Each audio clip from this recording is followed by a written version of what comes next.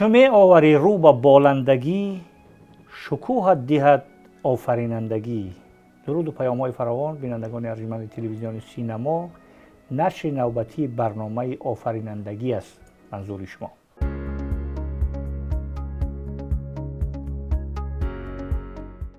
در این برنامه با حضور دکتر فیاض‌الدین قیاسی که فعلا کارمندی پژوهشگاه اقتصاد و دموگرافیای اکادمی ملی علم‌های تاجیکستان هم هستند، سر موضوع فرهنگ نوروزی و اقتصاد ملی صحبت میکنیم، چون دکتر فیاض‌الدین قیاسی در عرصه اقتصاد پژوهش‌های زیاد انجام دادند و مقالات و نوشته‌های زیادی هم در این زمینه دارند و مقاله اخیری که ایشان تألیف کردن و در صدد چاپ است با همین نام، اگر خطا نکنم، نوروز باستانی از مظهر اقتصاد نام دارد، در مجله های ما چاپ می شود.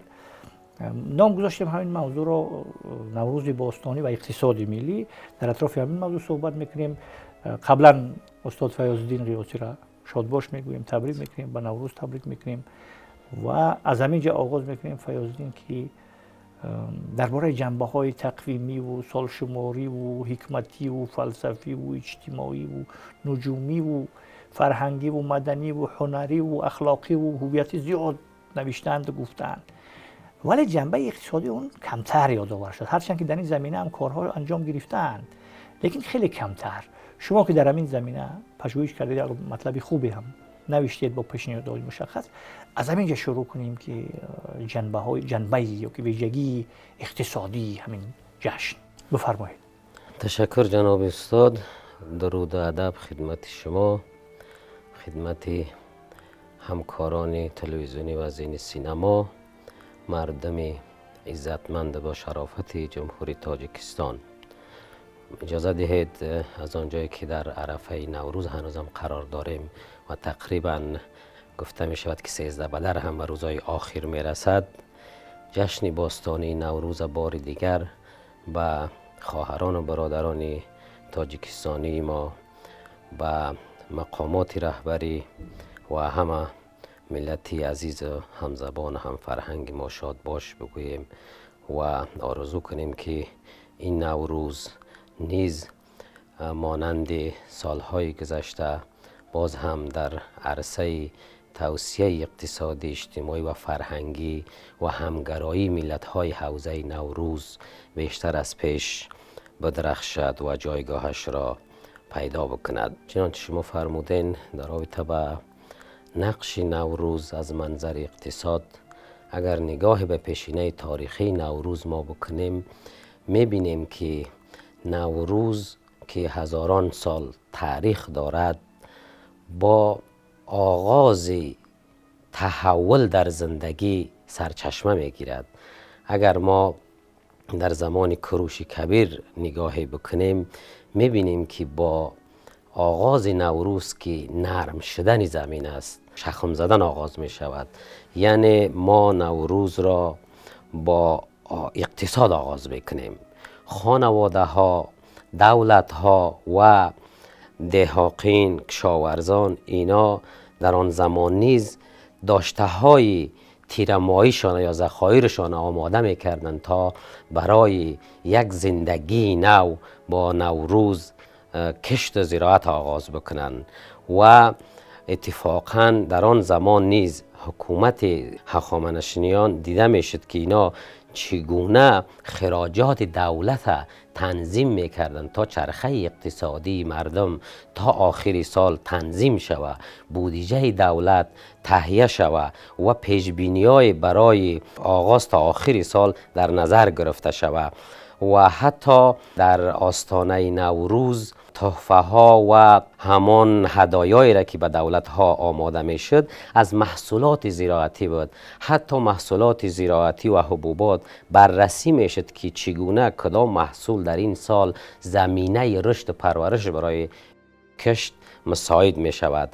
اگر این مسئله را به بعد از آن نگاه بکنیم، باز هم در زمان داریوش اول ما میبینیم که همچنین نوروز با شکوه تجلیل میشد و حتی در مجموعه تخت جمشید محصولات زراعتی به نمایش گذاشته میشد، تبادل کالا صورت میگرفت، محصولات صنعتی و بافتی زنان و بانوان آن زمان نیز باز هم در همین فصل برای فروش و پیدا کردن غذا بالاخره در نظر گرفته میشد که این خود توسعه اقتصاد یعنی فعالیت های اقتصادی را نشان میداد. در زمان شاه اسماعیل سامانی بزرگ مثلا شهرهای بزرگ بخارا و سمرقند نیز مجموعه از شهرهای بازرگانی و تجارت می شدند. کاروانهای بزرگ از شهرهای مختلفی خراسان بزرگ یا ایران فرهنگی به شهرهای بخارا و سمرقند هجوم می بردند، محصولاتشان به فروش به نمایش می گذاشتند که اینها همه نشان میداد که چگونه نوروز در زندگی اجتماعی اقتصادی و فرهنگی جامعه نقش داره، چگونه نوروز اهمیتش نشان میداد. ما در عصر نو یعنی در 100 سالهای اخیر نیز میدیدیم با وجود همه محدودیت های زمان، نوروز باز هم اگر از طریق دولت ها به نحو محدود بود، از طریق مردم به خاطر به دست آوردن بقایای زندگیشان یا نیازمندی هایشان کشت، زراعت تولید میکردن، صنعت به وجود می آوردن. مثلا یک وقتای طلای سفید یا پخته یک از محصولات مهم زراعتی بود که این هم با نوروز آغاز می شود. یعنی فلسفه نوروز نشان میده که از زمان نیاکان ما تا امروز چگونه اهمیت داشت در اقتصاد یا اقتصاد به نوروز چگونه ربط داشته. مثلا در زمان 35 سال یا کم و بیش استقلالیت جمهوری تاجیکستان پیشوای ملت نیست چگونه اهمیت نوروز برای توسعه اقتصادی وفق داده. شما ببینید که در تاجیکستان که در 3 دهه بیشتر استقلال بارها پیشوای ملت گفته که نوروز همچون سرچشمه حیات است یا زنده شدن طبیعت است یا توسعه اقتصاد است. اینا همه نشان میده که چگونه رهبری حکومت تاجیکستان به جایگاه نوروز در اقتصاد اهمیت داده.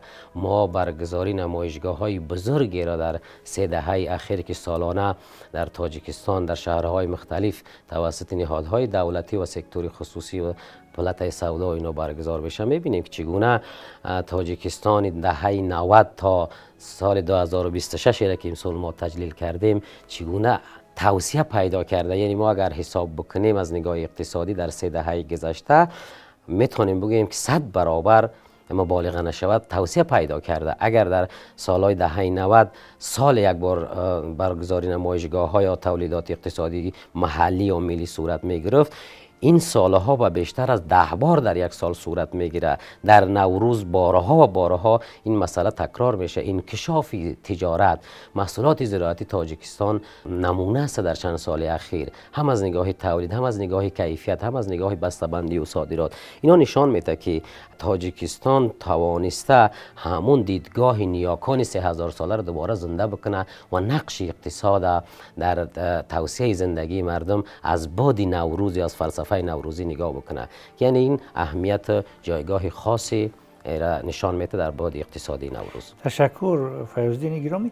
شما از زمان هخامنشی شروع کردید، از اون ابتکاراتی که کوروش کبیر در همین زمینه، تدارکاتی که در زمینه تنظیم برنامه‌ریزی‌های اقتصادی کردن در همون تخت جمشید در پاسارگاد که به صفت جایگاه یا مکان برگزاری نوروز هم شناخته شده است. از اون یادآور شد، از داریوش یادآور شد، از زمان ساسانیان یادآور شد. اکنون اون بر اساس نوشته ها و تحقیقی که در این زمینه انجام دادید چیکار کنیم که همین برنامه‌ریزی های اقتصادی ما در بستگی با این فرهنگی نوروزی تداوم پیدا کند، تقویت پیدا کند و توسعه یابد؟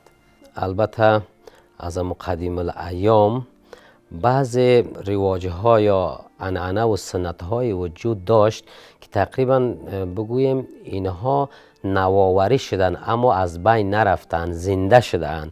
مثلا به مناطق ما که از سرزمین دروازهای افغانستان هستیم، در آنجا تا هنوز در نوروز به خانواده های طبقه بانوان از خانواده های پدر جهاز برده می شود در روز نوروز و امو این نشان میده که در صورت نبود امکانات خانواده ها به نحو حمایت از خانواده های داراتر و با امکاناتر برایشان در نظر گرفته شده تا همو چرخه اقتصادشان به پیش ببرند، چون در فصل زمستان که درآمد زراعتی یا کم می شود خانواده ها به نحو رو به فقر میارن که امکانات از بین می رود. بعد به همین منظور این نشان میده که باز هم چگونه خانواده های با امکاناتر از نگاه اقتصادی خانواده های فقیرتر دست میگیرند. یا اگر عنعنات پهلوانی و جشن کشتیگیری و ورزش یا را نگاه بکنیم که به نحو دادن جایزه ها برای برنده شدن،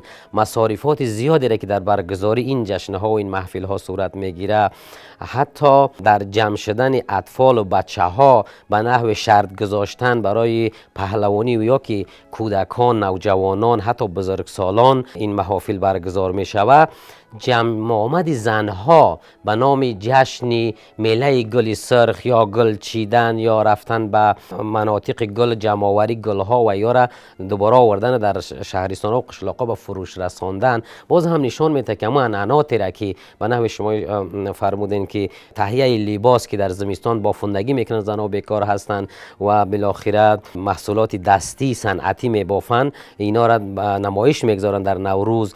حتی محصولات حبوبات که به نوع هفت میوه تولید میکنن، از میوه‌هایی که زمستان خشک کردن نگهداری کردن میارن به بازار به فروش میرسانن. حتی دولت‌های محلی و دولت‌های ملی از این محصولات خریداری میکنن و در جشن‌های بزرگتر از یا استفاده میکنن که این نشان میده که از زمان قدیم تا هنوز این عنعنات وجود داشته و امروز هم که ما و شما ببینیم در مثلا تاجیکستان یا در افغانستان، شما اگر در مزار شریف و میله گل سرخ بروید که سالانه هزاران نفر جمع میشه و متاسفانه در این چند سال اخیر این عنعنات به نحو توقف هست، باز هم ما میبینیم که همو عنعناتی را که در افغانستان یا در شیراز، مشهد، تهران وجود داره و در دوشنبه و ختلان خجند و بدخشان نیز وجود داره، به نحو کم تغییر یافته تر یا پیشرفته تر میشه گفت که اگر در آن وقت 7 سینه در طبق چوبی می آوردن یا در کوزه خاکی می آوردن، امروز در مرتبان شیشه‌ای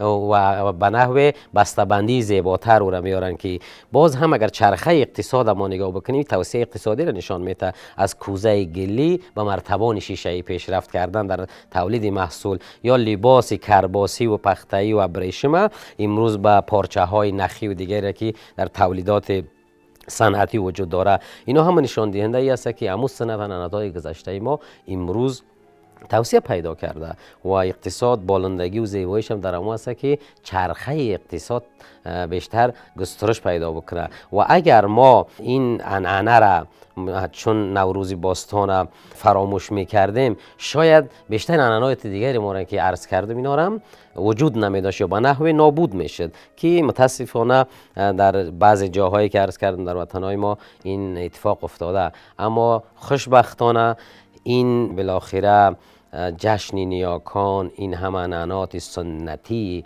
آریانای کهن و یا متمدن آریایی در این زادگاه نوروز در تاجیکستان حفظ شده، نه تنها حفظ شده که گسترش پیدا کرده است. تشکر فیاض‌الدین گرامی که جنبه‌های اقتصادی، مخصوصا جنبه‌های اقتصادی اون خرید و فروش و تجارت و تولیدات و اینا را بازگو کردید. اکنون وظیفت نوروز ما همچون بخش بزرگی فرهنگ تمدنی آریایی در تکمیل و توسعه و رشد اقتصادی ملی و فراملی چی نقشه داشته میتونه؟ شما در اون مقالتون در یادتون باشد اشاره کردید که رقابت پذیر ساختن توسط این نمایشگاه‌های نوروزی، نمایشگاه‌ها و فروش محصولات نیاز اولیه مردم، چگونه رقابت پذیر ساختن و جلب گردشگران و سیاحان اینا به این نمایشگاه‌ها و به این خرید و فروش و به این داد و ستدهای اقتصادی، از این خصوص صحبت کنید. در فلسفه اقتصادی چند جنبه مشخص وجود داره که زراعت، صنعت، حمل و نقل، محیط زیست، بهداشت، گردشگری و توریسم. اینا همون شاخص های هستند که کشورها به عنوان توسعه اقتصاد ملی از آن استفاده میکنن. حالا ما میبینیم که این همه موضوعاتی که عرض کردم با نوروز آغاز میشوند. میشه گفت اگر زراعت هست، اگر چرخش صنعت است که از محصولات زراعتی بالاخره به نحو وابسته است تا تولید شود که چرخه صنعت بالاخره بچرخه و به پیش بره، تا موضوع محیط زیست که بالاخره باز هم زیبایی و تازگی و این فضا توسط زراعت گل و سبزه و آب و هوا بالاخره محیط زیست آباد میشه و از این همه فضای آلوده جلوگیری میکنه و همچنین بهداشت صحت نیز به یا وابسته از غذای سالم، تغذیه سالم و همچنین گردشگری، چون در فصل زمستان با آن که جذابیت های خود داره که گردشگران مراجعت بکنن، اما گردشگر با یک دل آرام و با طبیعت گرم و زیبا و سبز سفر میکنه. حالا در این همه مسائل باز هم نوروز و اقتصاد با هم تکمیل کننده یکدیگرند. ما میبینیم که در تاجیکستان بر علاوه که یا در حوزه نوروز حتی که تاجیکستان پیشگام بوده، به نحوه در این عرصه ها کار شده.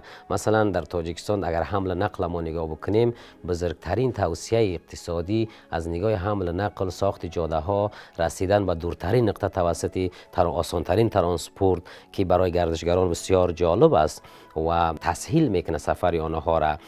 بحث امنیت بسیار مهم است در این موضوعات که تاجیکستان در رده 10 کشور در این جهان است که نشان میده که گردشگر سرمایه گذار به اینا ضرورت داره و همچنین در رابطه با این که ما اگر در جهان بیشتر از 1.5 میلیارد گردشگر وجود داره، حدودی بگیم بیشتر از 400 میلیون یزی به کشورهای آسیای مرکزی و 10 تا 15 میلیون سالانه به تاجیکستان سفر میکنه.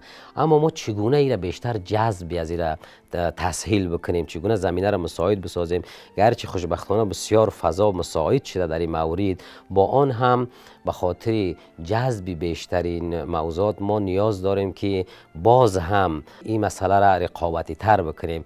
مثلا اگر ما تسهیل ترانسپورت کردیم، ترانسپورت بهتر تسهیل بکنیم. اگر مکانهای گردشگری ایجاد کردیم، رستوران‌های با فهمیدن زبان‌های بین المللی برای گردشگران، غذاهای مناسب دلشان، با آن که غذای ملی ما خیلی خوب است، شاید گردشگر ضرورت به غذای محلی دیگر یا غذای خودش هم نیاز داشته باشه. یا همچنین رسیدن از او مثلا پیشوازگیری از ایرپورت ها توسط شرکت های توریسمی، توسعه شرکت های توریسمی، حمایت شرکت های گردشگری و همچنین در مورد ای که چگونه گردشگران راهنمایی شوند، ایجادی بروشرهای راهنمایی برای فهمیدن مکانهای گردشگری و اینا که بیشتر گردشگر علاقمند میسازه. یا در مورد تولیدات زراعتی شما میبینید که در جهان هرچی محصول خوب باشه، مردم زیبایی پکینگ میبینن، زیبایی بسته‌بندی را میبینن. اینا نیازمند رقابت پذیری بیشتر دارن تا محصولات ما از دهقان تا کشورها و مناطق دورتر جلب توجه خریداران بکنه که این نفعش به دهقان و بازاری برمیگرده و اقتصاد ملی را توسعه میده. ما اگر زراعت یا بسته‌بندی تاجیکستان 10 سال گذشته رو تا امروز مقایسه بکنیم، بسیار بهتر شده و بسیار خوب شده، حتی از کشورهای منطقه بهتر. اما باز هم ما نیاز داریم که از همون داشته های میلیمون در پکینگ بسته‌بندی های ما استفاده بکنیم. از سوی دیگر ما میتونیم که مثلا گردشگرا را تشویق بکنیم. چگونه تشویق بکنیم؟ ما اگر مثلا زمینه را برای ورود گردشگران آسانتر بسازیم، از همه مناطق جهان در فصل نوروز به تاجیکستان مراجعت میکنن با دریافت مثلا روادید ورودی در فرودگاه های ما، روادید آنلاین، بعد گردشگر بیشتر علاقمند میسازه که به کشور ما تشریف بره، به تاجیکستان زیبا و از اینجا دیدن بکنه. در بسیاری موارد شاید این زمینه ها ایجاد شده باشه، در حال ایجاد باشه. از سوی دیگر اگر ما نگاه مثلا به موضوعات فرهنگی بکنیم، زیبایی نوروز برای گردشگران همین است که ما در فرودگاه یک مرکزی بین المللی توریسم طور ایجاد بکنیم که پیشواز گرفته شود از توریسم، با صنعت رقص، موسیقی، هنر، مثل که در سالهای گذشته ما دیدیم این آغاز شده. امیدوار هستم که بیشتر تحصیل شود. مثلا اتوبوس های توریستی از فرودگاه تا مناطق توریستی در یک کشورها تقریبا این تسهیلات وجود داره، در اینجا هم هست، اما بیشتر شود که وقتی توریست میاد شاید امکانات تاکسی برای سفر نداشته باشه، نو توریست است میخواد با اتوبوس شهری سفر بکنه. از فرودگاه تا مرکز هتل تا مهمانخانه های دورتر از شهر، اینا توریست تشویق میکنه. یک پیاله چای خوش آمده دی تاجیکانه در فرودگاه بسیار او را خوشحال میسازه. در گستینسه ها و مهمانخانه های ما این مسئله، این فضاها بخصوص در فصل نوروز که ما و شما حدود 3 ماه بیشتر وقت داریم، این زمینه را ایجاد میکنه. و در رابطه با اینکه ما چگونه مرکزی نمایشگاه های بین المللی را ایجاد بکنیم، مثلا ما میتونیم در تمام سفارتخانه هایمان یا در حوزه های از کشورها مراکز بین المللی تاجیکانه را ایجاد بکنیم که صرف محصولات زراعتی و صنعتی تاجیکستان را اونجا فروخته شود و با برند تاجیک و برند تاجیکستان و با نام تاجیکستان استقبال گرفته شود. امروز گردشگران از امریکا و آسیا و